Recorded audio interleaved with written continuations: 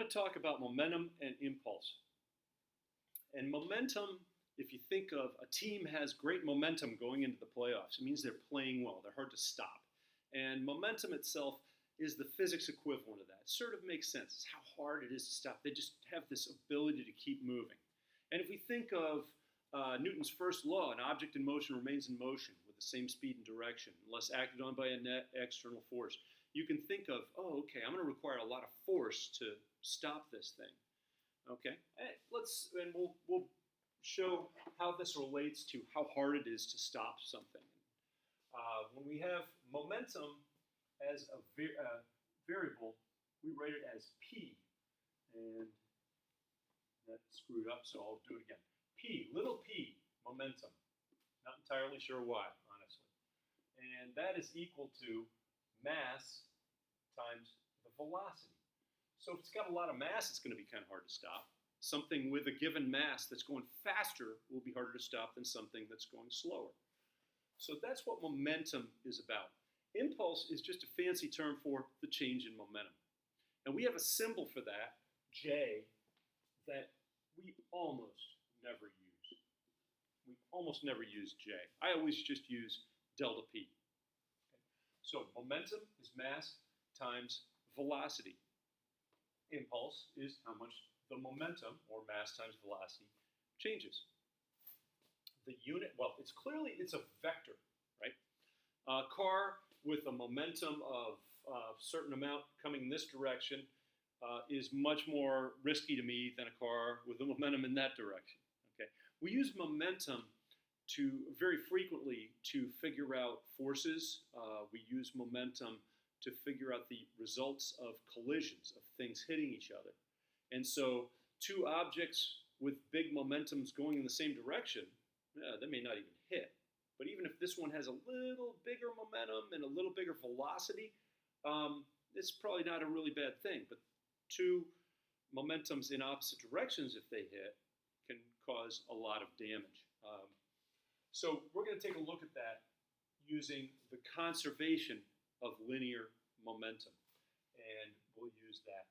Impulse is arguably a little more interesting and actually can help you solve some of the same problems that you solve with conservation of momentum. The unit for this has the unit mass as kilograms, velocity has meters per second. So the unit is kilogram meters per second. Sometimes you see a dot in there. Kilogram meters per second. Oops. So that's the unit. It's a vector. This is the equation, and that's the unit. That's really what momentum is. It's just not that bad, not that hard an equation. And we're going to do all the same things that we've done with other vectors. We're going to, if we have an angled one, we're going to break it into components. How much of the momentum is in the x direction, how much is in the y direction. We're going to be solving conservation, total momentum of a system before equals the total momentum after.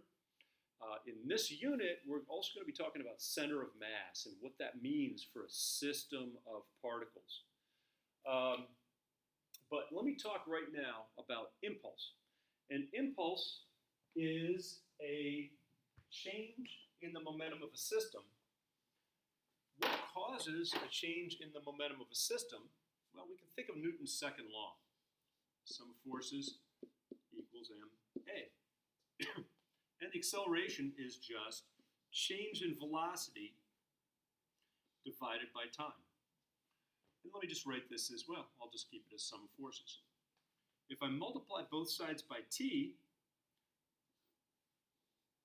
I get this little sum of forces times time equals mass times change in velocity.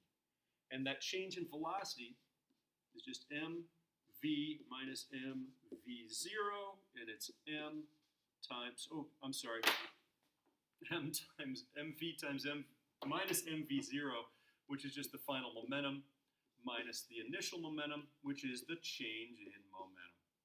Okay, so going from Newton's second law, we can derive this relationship that the sum of forces, the net force times time, is equal to the change in momentum, which is the impulse. Force times time equals impulse. Let's get a sense of what that might mean. And to do that, I'm going to have to put the camera down on the ground here. And if we look at force times time equals change in momentum. So what I've got is I've got a bowling ball. It's got a fair amount of mass. I could, if this has a velocity of 0 initially, I could change its momentum in a number of ways. Let me show you one way. Okay, let me get back here. I am going to change its momentum to about, 2 meters per second. Okay, and so there we go. So I gave it, and I said change the momentum. I changed the velocity by 2 meters per second.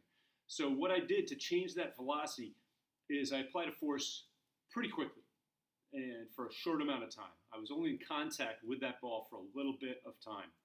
And I changed the momentum by m times delta v, where the delta v was 2 meters per second. Let's show you another way to do it. Okay. There's a whole bunch of ways to give an object a certain momentum. So now it's at rest, and now I said it's at rest. There we go.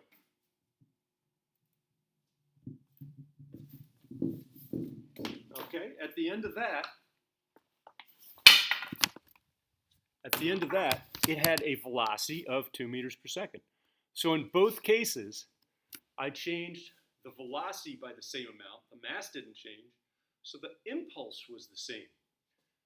The impulse was the same regardless of what I did. The difference was, in the first case, I applied a big force for a small amount of time. In the second case, I applied a small force for a big amount of time. Okay? And it's that balance there. That balance. Big force, small amount of time ends up equaling the same as little force times big amount of time. In fact, and I'm previewing a little bit, force times time, I could either have, again, at the beginning, big force times short amount of time, or little force times big amount of time. The areas there end up being the same. And in fact, we can use the area under the force time curve to give us the impulse or the change in momentum. Okay, and we'll talk more about that in a little bit in a future lesson. Okay, let me talk about another aspect of this same force time thing. If we had, back in the day, we had high jumps and people landed on just the ground. They'd go over the bar and they'd land on the ground. Pole vault, same thing. Not a whole lot of incentive to go real high because you're going to land on the ground, right? In fact, the high jumps, they'd roll over, they'd do what's called the Western roll, and they'd land on their feet very frequently or stumble off. Eventually, they're like, oh, well, let's make it so they don't have to land on their feet. Let's loosen up the dirt here. People are getting hurt, okay? So they loosened up the dirt. And they're like, let's put some sand in there. Sand's a little better. Sand's a little softer. And I'll talk about what soft means in the context of momentum and impulse. And then they go, sawdust is softer. I'd rather land in sawdust. So they'd pile up a bunch of sawdust. And then eventually, they came up with bags full of sponges, net bags full of sponges, and these things called pits, the pits. In fact, anywhere you land is called the pit. But this big pad, the big pad at the end that you fall in, is called the pit. And the difference, well, there's one difference is they haven't come down as far here, so they're not going as fast when they hit that. But there's another aspect, what soft is in landing. It has to do with impulse. So let's go back to where we were. If I can find it. There it is. Okay, and let's talk about the impulse, which is Ft equals delta P equals m times delta V. That's what I think of as the impulse equation, where this is the sum of forces, but I'm just going to write F right now. Okay, so a change in momentum can be given by a force and a time. If I apply a force and for a short amount of time, I get a big change. If I apply the same force for a large amount of time, I get a bigger change. Okay, so this balance of these variables here is kind of interesting. And in fact, a lot of what we talk about with safety features, airbags, crumple zones has to do with this equation right here. Here's an egg. I drop an egg. Okay, I drop it from 5 meters. It's going 10 meters per second just as it reaches the ground, and it hits the ground and it breaks. That's supposed to be an egg there. I guess I could color it in yellow here. I don't know why it's a fried egg, but you get the idea. And it has a velocity of 0 meters per second. Okay? So if we look at the impulse equation, then the force times time is going to be equal to mass, 0.1, times the change in velocity. The mass doesn't change, so we can just do mass times change in velocity. This is actually mv minus mv0. But if the mass doesn't change, we can pull mass out and just have m times delta v. Well, the delta v is 0 minus 10, negative 10. So this ends up being negative 1 kilogram meters per second, which ends up being the same unit as Newton's times second. So force times time equals negative 1. Well, now I drop that egg, but it lands in a pillow. I got a nice, careful, really, really fluffy pillow there. And I drop that egg from 5 meters and it doesn't break. Well, that's, okay, clearly it's got to have less impulse, right? No, because force times time equals m delta, change in momentum, which is the same as m delta v, which still ends up being 0.1 times negative 10, which still ends up being negative 1 kilogram meter per second. And I'm not even looking down there. It's probably really sloppy. It's the exact same thing. The egg's speed was 10, and then it's 0. The egg's mass was 0.1. So that side of the equation, the change in momentum, the impulse, is exactly the same. It doesn't matter how you stop. If you have the same velocity just before you stopped and the same velocity after you stopped, 0, and the mass didn't change, you're going to have the same impulse. What's different is this.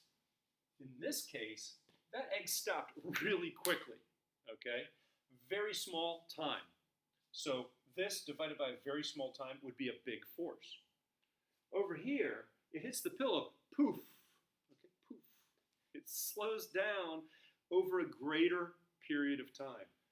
Divide by a smaller number, you get a bigger number. Divide by a big number, right, longer time, you get a smaller force. So it's this balance. Okay, you could either have a big force for a small amount of time, small force for a big amount of time, end up being the exact same change in momentum. That's if you're changing these things, right? So you want a longer time to stop. Crumple zones do that. If you had a really solid piece of steel that is your car, and you drive and you hit a wall, right? You are going to go through the windshield or crash into the wall yourself or something, but that time is very small to stop you, so the force ends up being very big, okay? What we do with seat belts that give a little bit, airbags that poof, right? You don't stop. You probably wouldn't even notice it with an airbag, but the time that it takes your head to slow down or your face to slow down is much greater with an airbag, so you experience a smaller force. So that's the concept that we're talking about with momentum and impulse as change in momentum. We're using those equations and the definition of momentum as mass times velocity. Next lesson, I'm going to be talking about conservation of momentum and also what it means, what impulse means, where we see that in conservation of momentum problems in one dimension.